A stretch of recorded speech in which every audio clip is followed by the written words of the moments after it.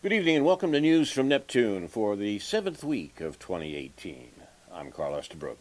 Since 1990, this program has been a weekly hour of spontaneous and unrehearsed discussion, the news of the week and its coverage by the media, first on a so-called community radio station, and now via Urbana Public TV, YouTube, and archive.org. This is program 369 on UPTV, to my amazement. Our program's name, News from Neptune, comes from Noam Chomsky, who's been writing sensible things about U.S. politics for half a century. Chomsky says in the U.S. media, either you repeat the same conventional doctrines everybody is saying, or else you say something true and it will sound like it's from Neptune. Tonight, David Green and I will try to say some true things on what is inevitably a gun control edition of News from Neptune.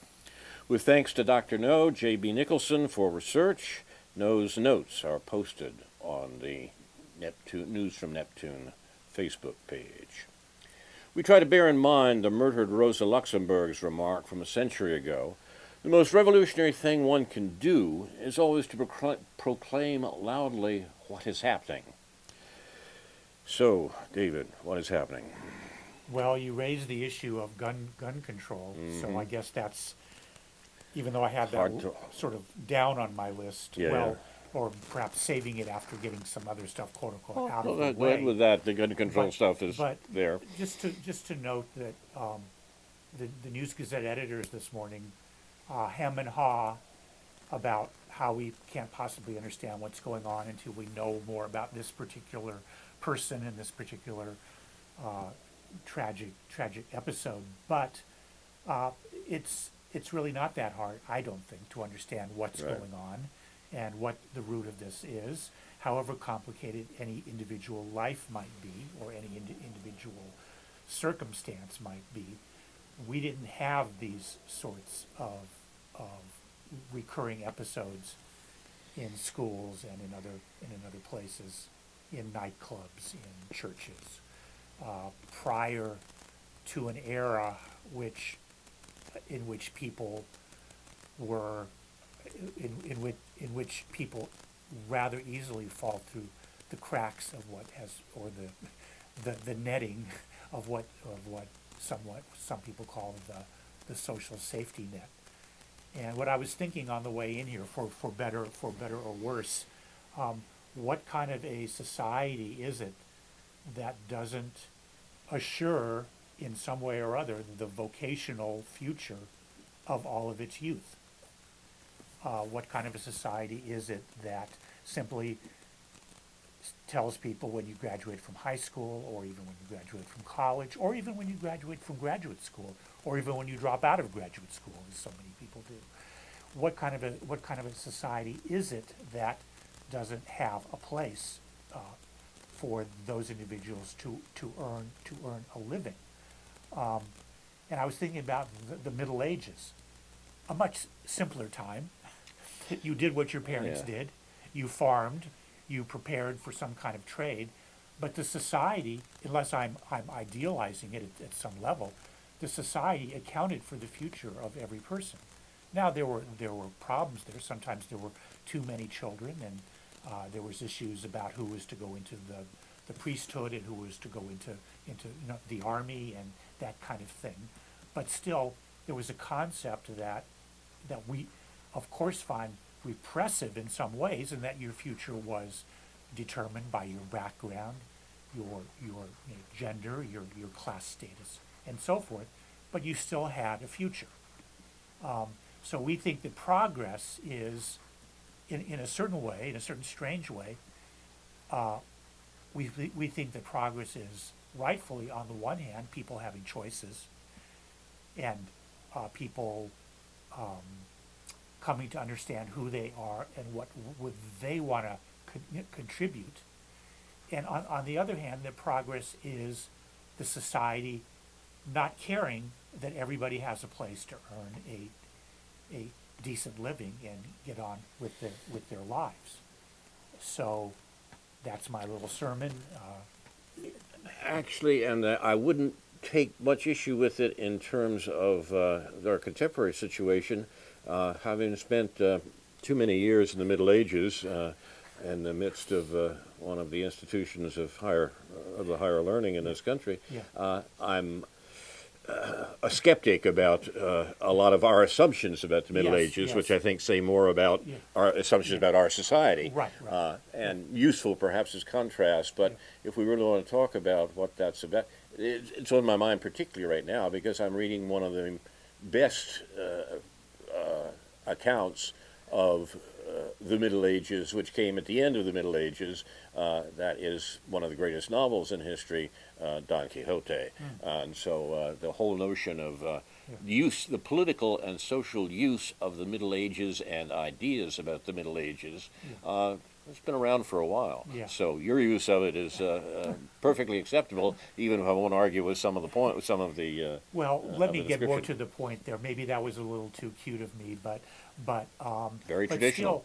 Still, Neil, the News Gazette editors want to avoid the idea that we have a situation in which the society is being based on these neoliberal premises, and those neoliberal premises is that we don't owe young people a job. We don't owe them a living.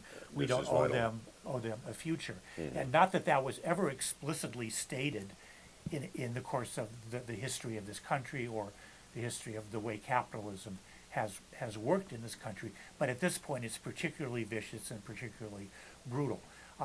That's one aspect of the other aspect of it, how neoliberalism relates to gun culture and how that complicated thing has played out in the rise of the NRA in this country in the last 30 or 40 years. The NRA didn't used to be what it is now, and so that's different, and what's different also just in the more concrete sense of the social services that might be offered to a young person like that, as in many other cases of young people like that. Simply, we're not there. The sort of tripwires or the things that people might have noticed, that people might have pointed out, that could have gotten some help for this child who obviously was a victim or is a victim in various ways. You're not supposed to say that, but obviously he is. I mean, what could be more classic about a child who has two adoptive parents who both died, sort of left on his own to live in the basement of a friend's parents' house. These are things that can be talked about seriously without diminishing the horrible nature of this crime or obviously the immoral nature of his actions. These are excellent points, David. I agree entirely, and I think you've responded accurately to the sorts of nonsense we get from the News Gazette usually, and certainly seem to have on this matter.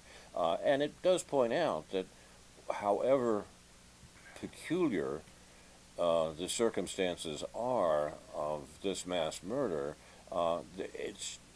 they're deeply imbricated with those social and political issues that you described. And until we're willing to deal with them, it seems to me that we're just going to continue to see horrible events like this. We've got to step in and do some things, and two things are obvious. One is gun control, and the other is social services. A civilized society would have what we call in this country single payer health care, that is free health care, that would provide psychological and psychiatric services to people as fouled up as this guy was. More importantly, not more importantly, in parallel, we would have a serious political arrangement for controlling firearms. In Australia, a generation ago, there was a terrible mass murder like this, and Australia immediately instituted a serious control of firearms. They haven't had a mass murder like that since then. Now, when we read the story of the hundreds of school shootings that have occurred recently in this country, what are we to make of this? I mean, how often do we have to be memorialized on this point? The U.S. needs serious gun control legislation that would take guns, particularly assault rifles and things like that, out of the hands of potential murderers. There's a problem there, of course, I realize, when we run the Pentagon the way we do. But what I'm talking about here is the sort of thing that people say, well, you can't do that because of the Second Amendment. People have a right to bear arms. This is nonsense, quite frankly. Even if one wants to take seriously the constitutional tradition, and we don't see the American government doing that much on other matters, such as declaring war, if you want to take that seriously, the Second Amendment defends the right of the people to keep and bear arms, and when it was written, it was there precisely to defend local communities against the federal government, the newly created strong central government. The right of the people to keep and bear arms should not be infringed by that federal government. What that means is that the right to bear arms under the American Constitution is a corporate right exercised on the local level. There's nothing in that that stands in the way of saying that a half-mad 19-year-old can't have an assault rifle. Indeed, the private possession of assault rifles in the society is forbidden. And that's the first thing we should do. The second thing is the health issue, and that is really quite serious. There is an extremely good account by our friend Jeff Sinclair on the Counterpunch website today that includes the following paragraph. By most accounts, Nicholas Cruz was a troubled kid who led a creepy life that was spiraling into acts of increasingly sadistic violence. Both of his adopted parents had died, and Cruz was living a dead-end existence in a friend's basement while working a nothing job at the Dollar General store. He'd apparently been treated for depression, but walked away from his therapy sessions. There's no word yet on whether, like so many other shooters, he'd been fed antidepressants. It's when you come off the serotonin uplifters that the real trouble usually starts. That's a line that a lot of people reject and suggest is not appropriate. Sinclair and his co-editor Alexander Coburn have talked about that for years in relationship to these mass shootings in this country, going back to the Columbine business. And it seems to me that we should at least consider that in the context of making some major social steps about making guns unavailable and psychiatric help much more available. Yeah.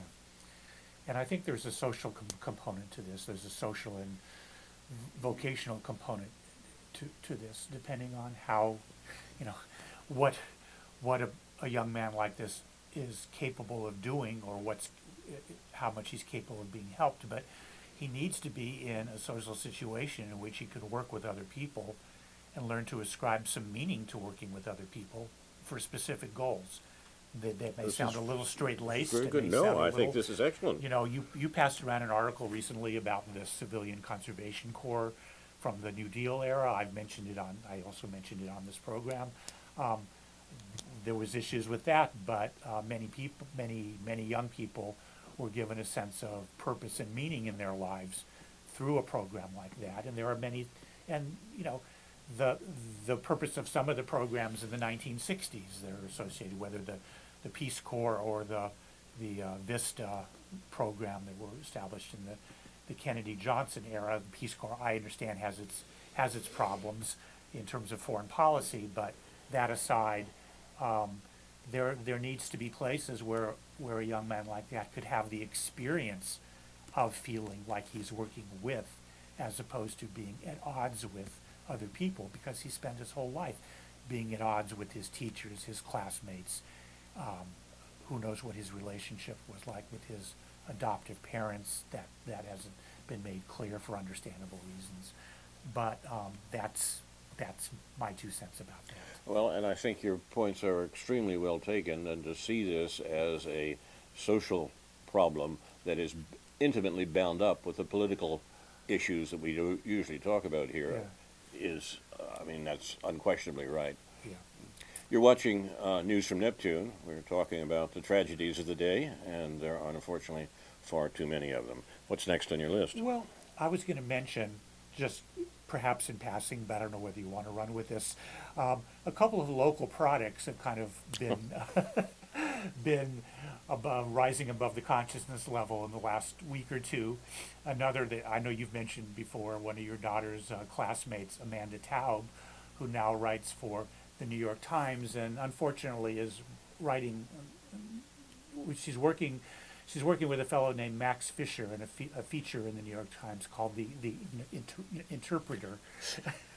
little grandiose, but they make a little movie about this. It's a lot about big ideas about democracy and how democracy is doing around the world and why it's not doing so well from a very naive but typical perspective of we're democratic and what can we do to help other countries be democratic? Why don't they work out that way? And just assuming we know what democracy is and we know it when we see it and we know it when it's gone. And Amanda just isn't. She's just not. She's doing well, but she's not doing good. Let's put it that way. And our other local product, known as Daniel B. Shapiro, the son of a former retired English professor here, who rose to fame and stardom as Barack Obama's ambassador to Israel during the last few years of his era, and was kind of caught in a difficult place because, of course, all the conflict between Obama and Prime Minister Benjamin Netanyahu during the Iran deal era. Shapiro was put in the position of having to defend American policies, which many Jews did not support. Although I think that most liberal Jews did support that, but they weren't honest enough they haven't been sort of honest enough to say what really is going on while trying to maintain their support for the Jewish state in general, while dealing with their dislike for Netanyahu, who had so much disrespect and really racism towards their hero, President Obama. So, but all that is to say, anyway,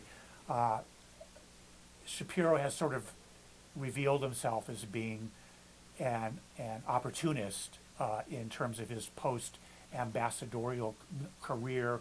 He has struck up with an Israeli think tank. He has struck up with some kind of hedge fund, and he is warning American Jews that Israel has been put on its own by Donald Trump. Although I don't know, Yeah. you read the Haaretz article there, and I couldn't read it because I don't get the key to unlock that. So maybe you can elaborate on what that was about, if you recall, and what this reveals about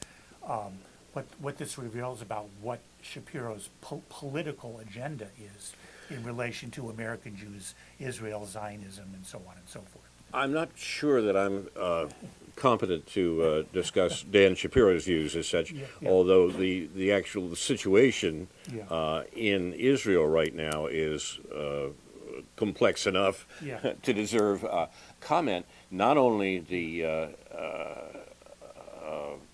questionable at best policy that the Netanyahu government is following, but the questionable activities of Netanyahu himself Right. That has led to a police suggestion that he should be prosecuted essentially for bribery. And whether this will have an effect on the policies that Israel follows is an interesting point. One would think that you don't have to think about Mugabe and Zuma particularly in this regard, that a chief executive under pressure might choose to promote at least a national crisis to take the spotlight off himself. There is suggestion that our own chief executive may be interested in that, and that's the real purpose for the anti-Mueller Mueller activities by President Trump. That wasn't the Russiagate stuff. It was the fact that Mueller was getting too close to Trump's questionable business dealings. That would really be a sort of serious embarrassment. Now, Netanyahu and Trump, they deserve each other on this, I think. Yeah. But the question of whether the personal is political, so to speak, here, the personal finances are political or political warfare, that's serious. And it's not at all clear what's going to happen in either case. And you can't tell the players with a scorecard, right? Yeah.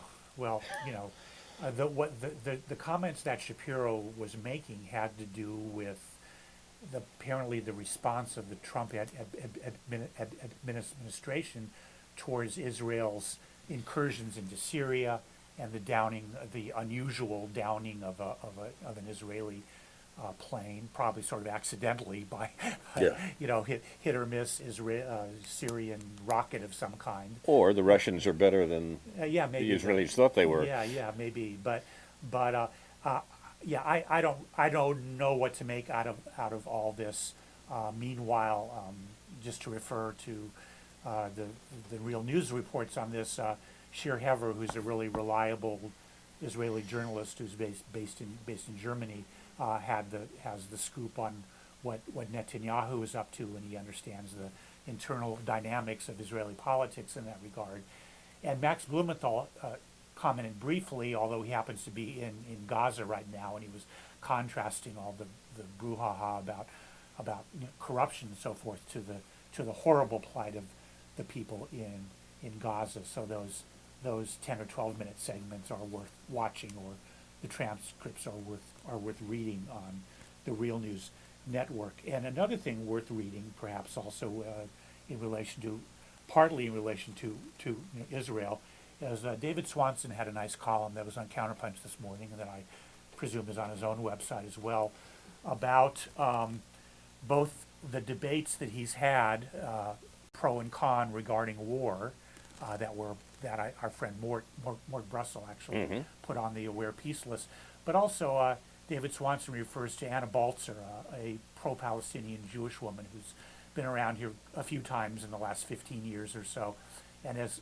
regularly updated a book called Witness to Palestine, or Witness in Palestine, that David Swanson was promoting in his article this morning, and talking about why he was convinced this was something that could be used as a good teaching tool regarding Israel-Palestine. So I wanted to give a shout out about that as well.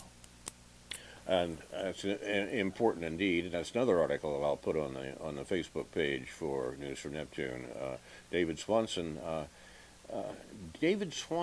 and in an interesting way, a faintly disturbing way, seems to me to be suffering from Trump derangement syndrome, as our friend Paul Street is, in articles both of them have published recently on Counterpunch, and that they're so appalled at what the U.S. is doing, and so appalled at even the internal opposition in the U.S. to American policy, which focuses only on the peculiarities, or primarily on the peculiarities of Donald Trump, that they're being driven nuts by this, and we get peculiar things out of what they're doing, what they're saying. I think these things need to be read as the basis for discussion. Hey, that's what we're supposed to be doing here, right? Yeah. But both Swanson and Street recently, in their Counterpunch columns, have had a peculiar twist, don't you think? Yeah, it gets a little tiresome because we're not, it's clear that Trump is down with the neoliberal, neoconservative project by now, but we need to be talking about that. I guess the argument at this point comes to be based on whether is Trump unstable enough to do something rash, and given the power the president has, should we be worried about that?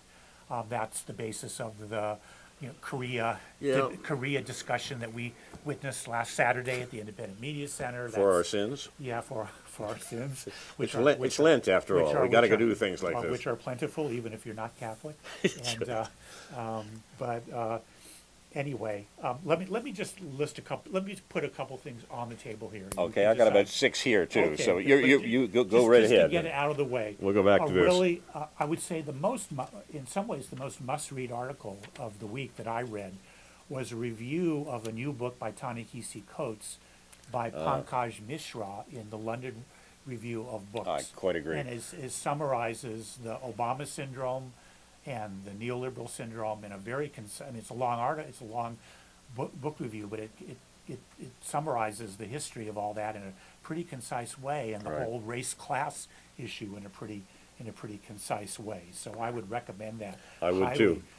Another article on Counterpunch by someone who I really haven't followed closely, Anis Shivani, Shivani, who wrote an article titled "Immigration Law is by Nature Exclusionary and Racist." And the reason I've been sort of looking for an article like that is because I think the discussion both nationally and locally about immigration in general and the Dreamers in particular has really gotten my goat at this point. One of the subtitles in Shivani's article is the Dreamers have become a destructive wedge issue. I can't put it any better.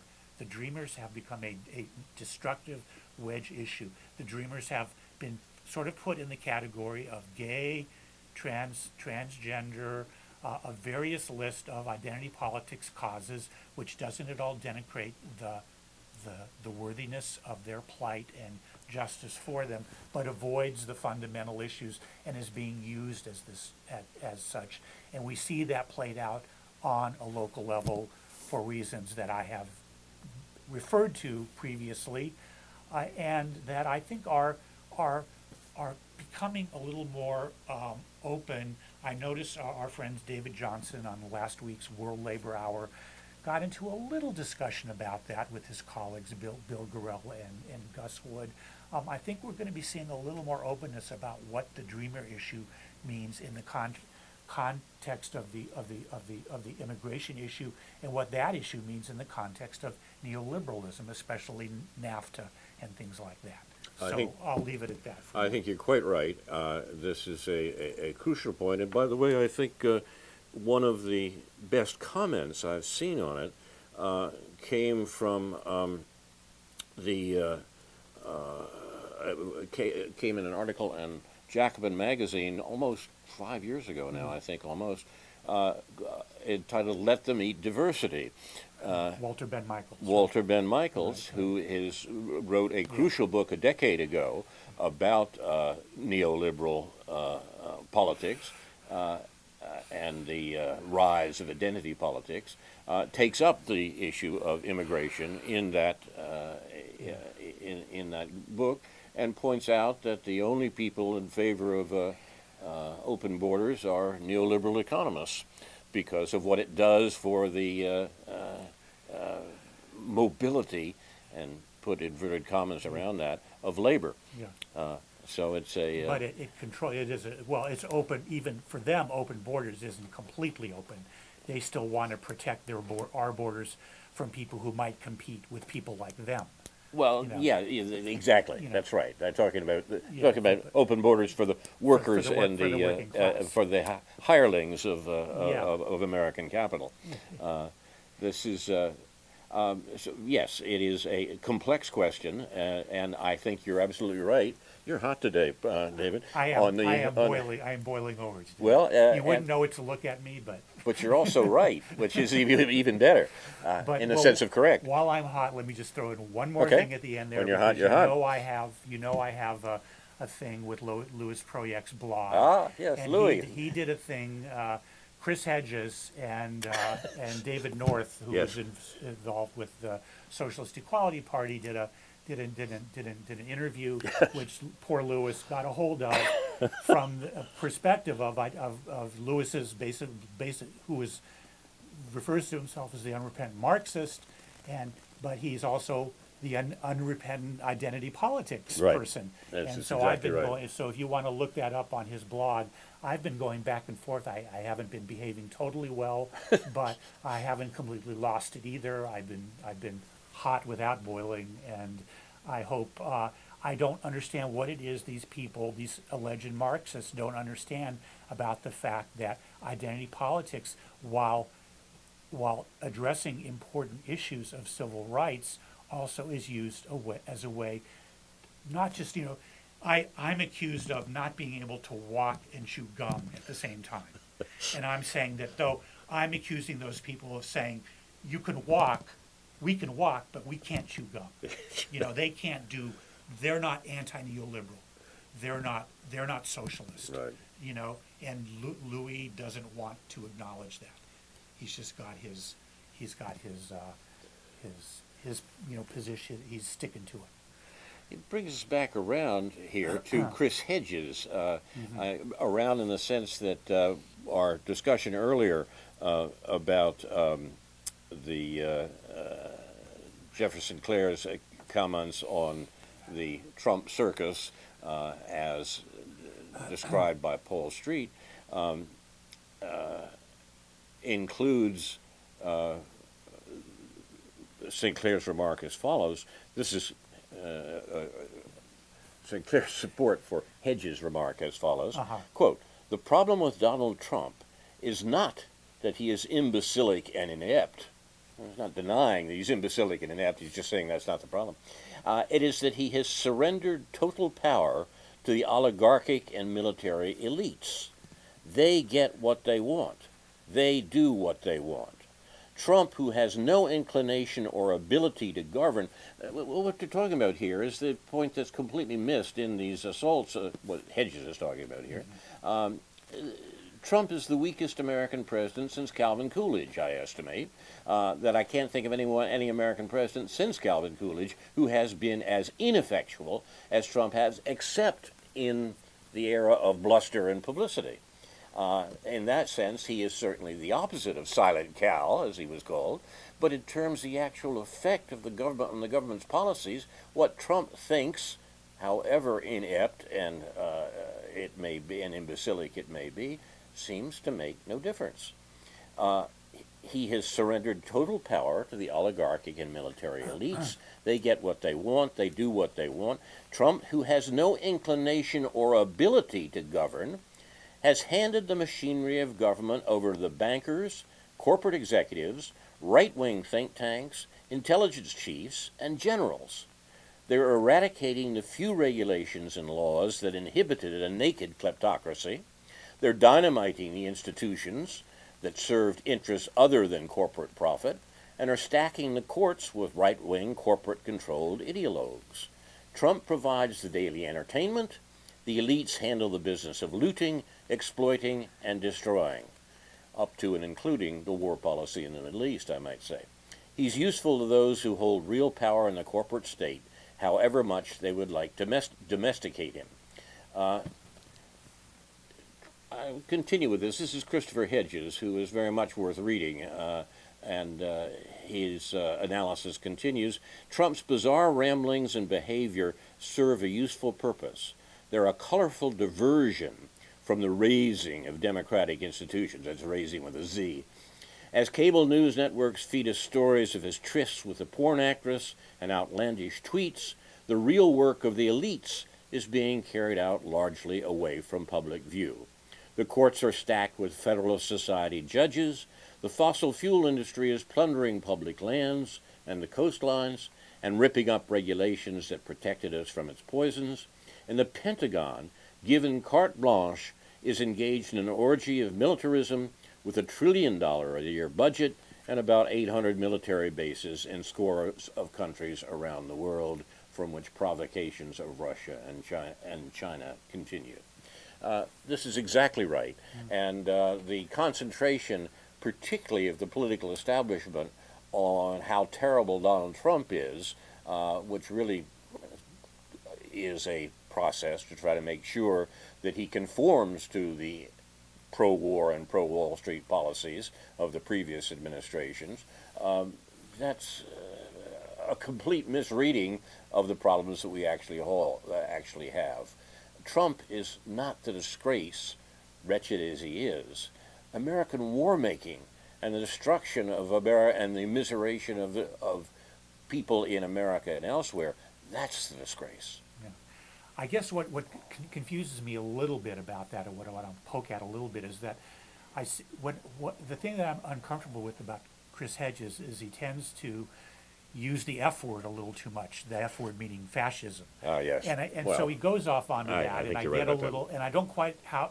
I mean, this sounds fine, and I like Chris Hedges, but he tends to get a little off course when he starts talking about Trump as fascist. So, and here he seems to be kind of drawing back from that, and drawing Yes. back to the idea Right. it's the establishment as usual, Right.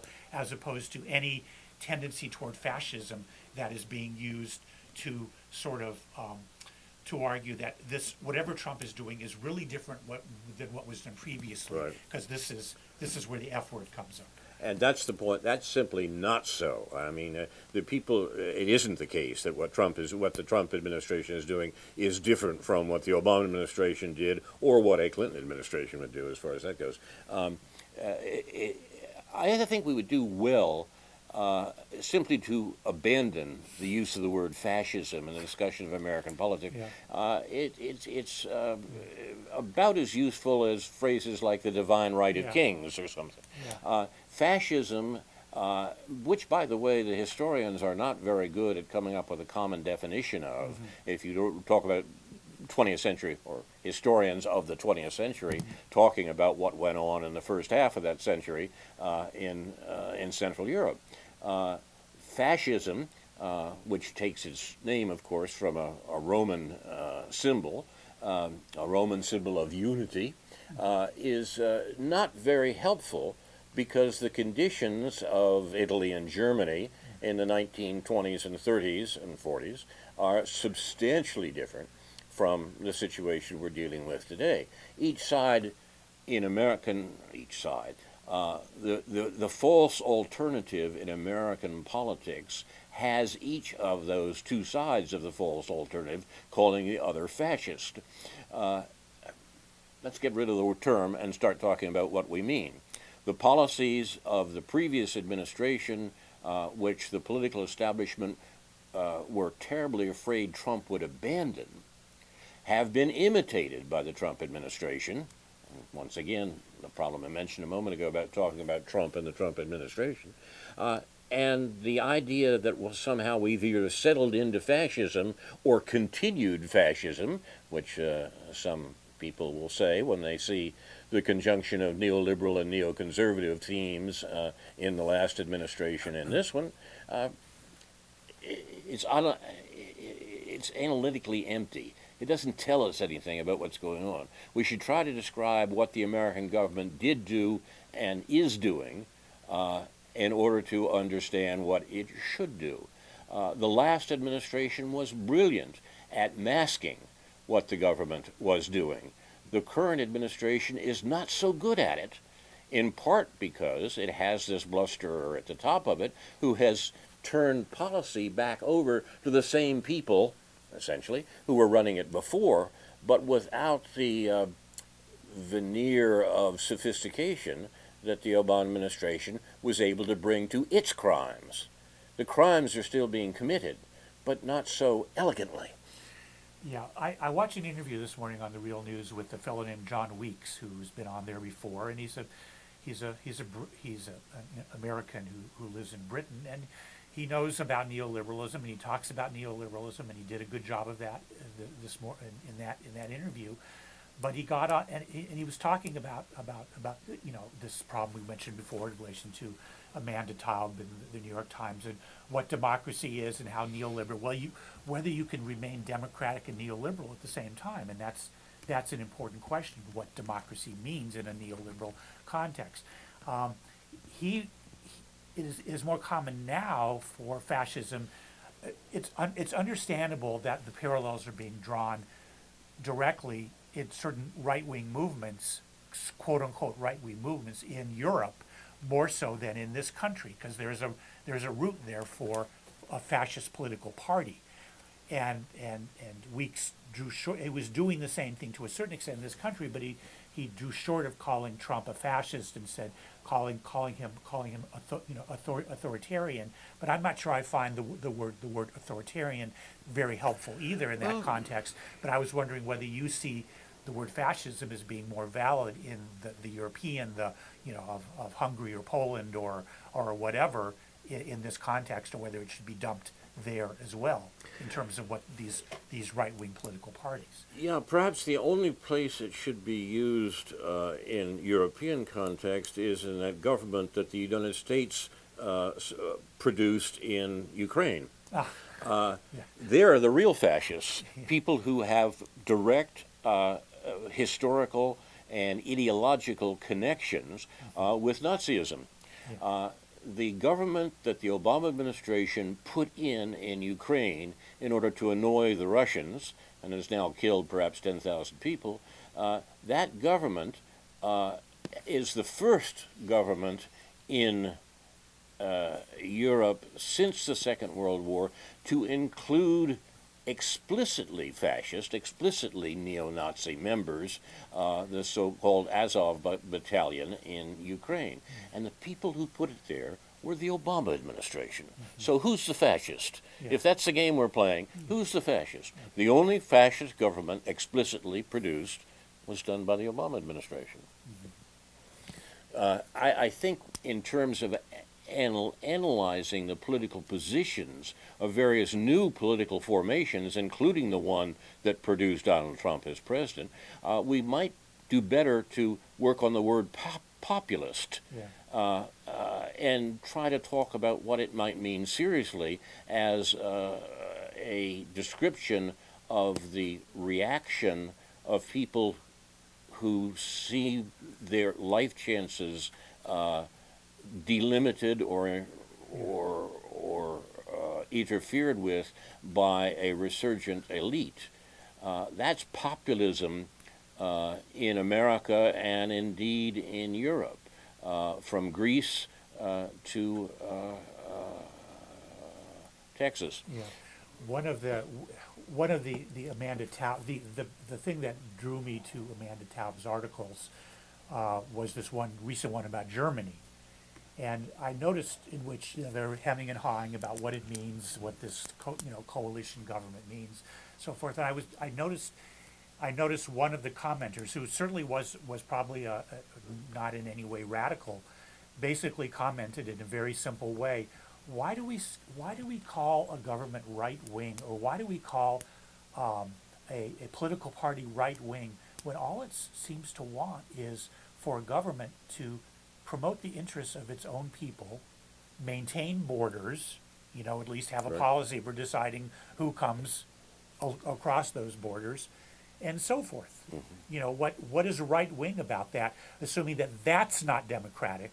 Those political parties aren't democratic, whereas the neoliberal consensus is somehow democratic. I think you're absolutely right. I think we're both quoting here Dean Baker, who writes well on these matters, as you've pointed out frequently before. Made a related comment. Exactly. Yeah. He has an article commenting on the piece that David's talking about, entitled "One Way to Protect Democracy is to Stop Pushing Policies That Redistributed Income Upward." Now that is a populist position by a man who's written well on these matters for a while, in terms of the sorts of things that are happening here in the economic world. He says this suggestion, protect democracy by stopping advancing policies that redistribute income upward. He says that one's apparently not on the agenda, at least according to Amanda Taub's New York Times The Interpreter piece that David's been talking about. The piece notes the declining support for center-right and center-left parties in most Western democracies. While it notes that people feel unrepresented by these parties, it never states the obvious, these parties have consistently supported monetary, fiscal, trade, and intellectual property policies that redistribute an ever larger share of income to people like Bill Gates and Robert Rubin. That's populism. It should not be surprising that most of the public is not enthralled with this outcome and the parties that promote it, as the Maid parties in Germany and others we might mention. Yeah. Yes, there are alternatives, and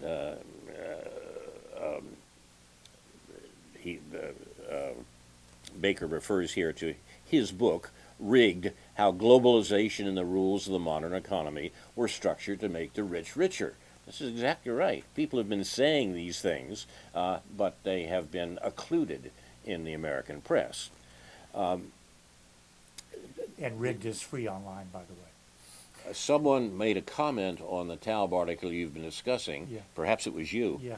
The New York Times. Somebody. The New York Times. I am somebody. Yeah, exactly. The New York Times insists on framing as far right the most mainstream goals of any government, putting their citizens first, controlling their borders, that's the comment I was referring to. and making the economy work for the average citizen. Yeah. If you didn't write it, you should have, because Yeah, that's what you've been saying. We just stuck out as being so plain, you know. Liberal values, open immigration, global institutions that benefit citizens of other, often poor, countries have no real support other than in the la-la land of the liberal press and liberal Western elites. The so-called far-right or populist movements are simply a yearning to a return to mainstream goals. Well, that seems to be the only mistake there is that person saying that neoliberals are actually interested in raising the standard of living of poor people in other countries. Yes, they're interested in exploiting their labor. The only poor people whose standard of living has been raised en masse during the neoliberal era are those in China. The others are much more complicated. And China is a late comer to neoliberalism, even in the terms of globalization, Sure. and has a lot to do with socialism with Chinese characteristics, as they say. Yes, right. Not part of the neoliberal revolution that took place in international economy in the 1970s and was born right here in the United States by the business community, the bankers, the 1% that needed to overcome that dangerous tendency to democracy that grew out of, quote, the 60s, close quote. You're watching News from Neptune. Hopefully you're still watching. Yeah. I mean, we haven't driven them away. No. We suffer from a multiplicity of initiatives here, at least in terms of things to talk about. Something else we should bring up before we go? We've got a good 15 minutes left, I think. Okay, 11. good, all right, 11. good. Thank you, Ethan. Mm-hmm. So if you've got something else on your list there, go for it. All right, let me see where we are here.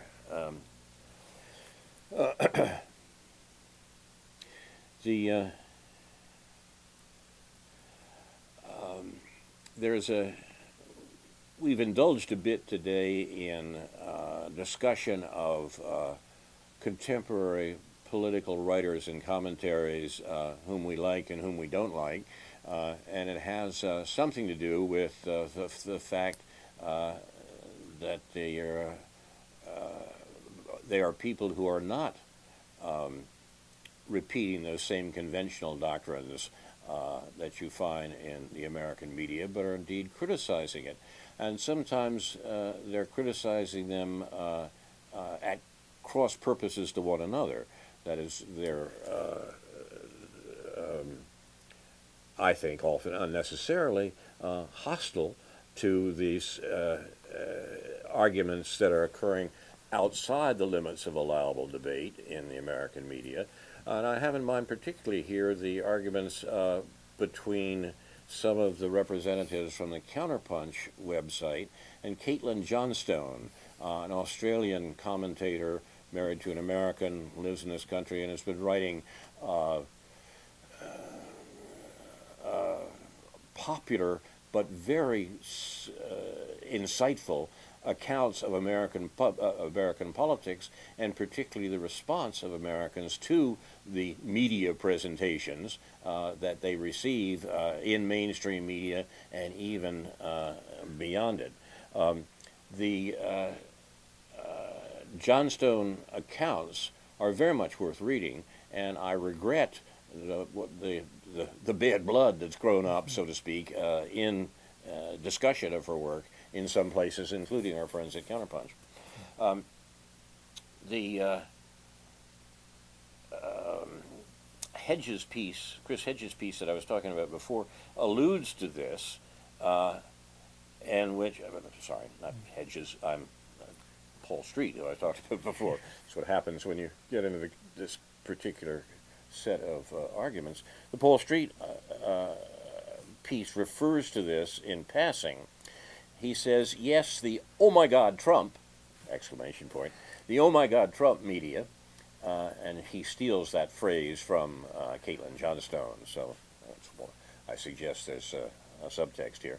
The "oh my God, Trump" media has been consumed with its fixation on the orange-tinted beast in the White House.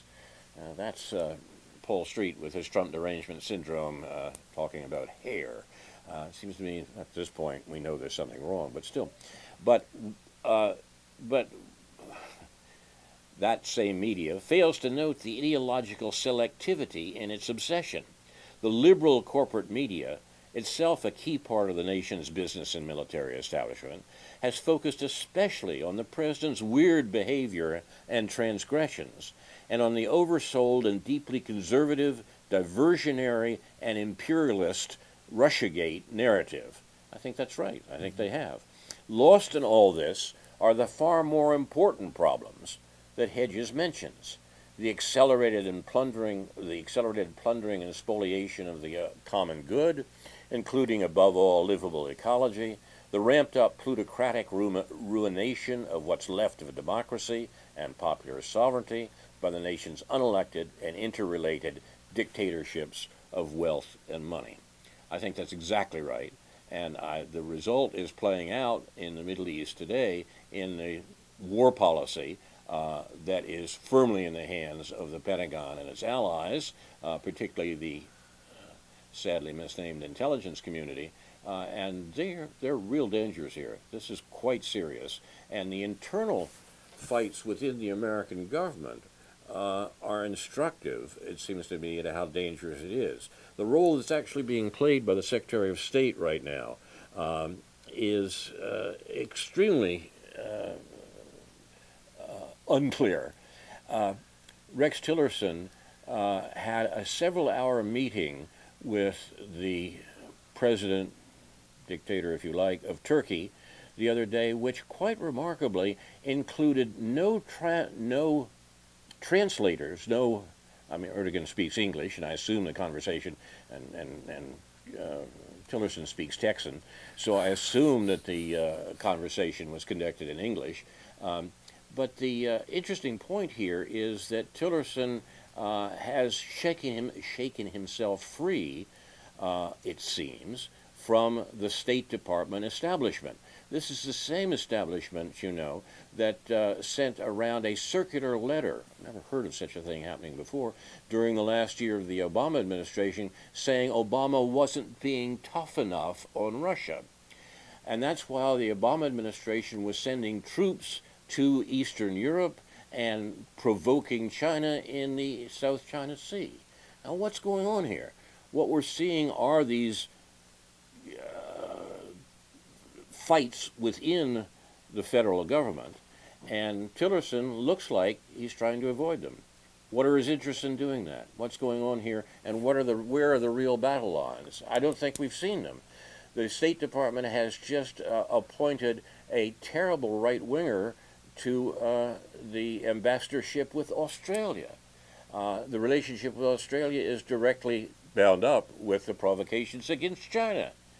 So how is policy, in fact, being made within the Trump administration? We know that Trump himself doesn't have much to do with it. And what are they doing? The neocons really do have the run of the store, Have they got all the things locked down, or is there an opposition represented by the unlikely figure of Rex Tillerson? Yeah. And just to complicate that a little bit in terms of the debate I've been having with the unrepentant Marxist, whereas Lewis is arguing that we have to work with identity politics people and trust the fact that they if you're a good socialist, you're working with the IP people, so they'll work with you, ha ha ha. Yeah, that's right. And then at the same time, he will always argue that you can't have this red-brown thing going on. Yeah, yeah. You can't read That's read antiwar.com. You can't believe anything you read on antiwar.com, the libertarian anti-war website, even though they basically just plug into a lot of articles by Right. people who don't identify as libertarian, including Chris Hedges and people like that. So, but we can't work with those people to stop wars. We have to work with the anti-transphobia people to get gender neutral bathrooms in the hopes that they're going to be socialist. But we can't work with the libertarian anti-war people. It just doesn't make any. It astonishes me so much coming from a claimed Marxist perspective.